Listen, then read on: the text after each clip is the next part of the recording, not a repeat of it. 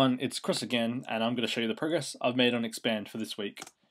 And so the first thing you notice when I load it up is that nothing is really new, at least on the surface this week. But underneath, there is some new and exciting stuff that took me all week to do. And if you watched last week's video, you won't be surprised to know that is scripting. And this week I ran into a lot of problems with scripting. I don't want to go into all of them now because they're very technical in nature, and I'm not going to be able to do the best job at explaining them clearly, but I'll quickly just run through what happened. So as you might remember from last week, I had gotten my a little bit of Python working with my game, and so this week I worked on that a little bit more. I got my objects in C++ to work in Python, but I ultimately ran into problems taking information I'd created in Python and sending it to C++, and information I had from C++ and moving it to Python, right? Even though my modules work successfully, the actual communication between the two and sending stuff to and from them just didn't work.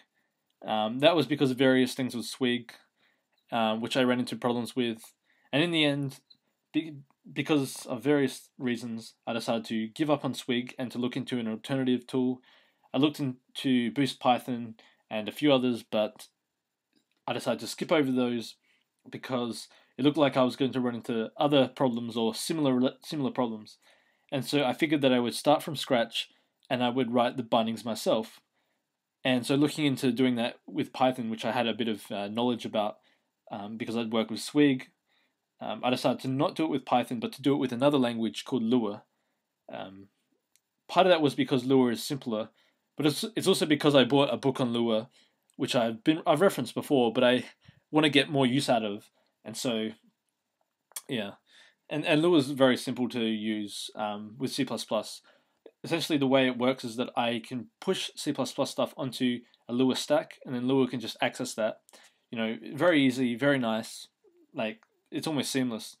And so I started programming Lua and C++ to work together in my game. And I got to the point where I needed to create objects in Lua that represented the objects in C++. And I was a bit hesitant, but I decided to look around to see what libraries I could use to help me with that. And so I could have used something like Swig, but I would have run into similar problems that I had run into before. And I noticed when searching through, I noticed this library called Lua Bind.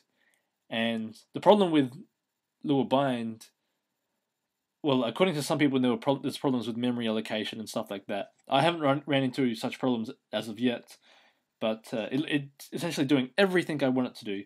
I wish I found it at the start because it's so easy and so simple, and it just works straight away.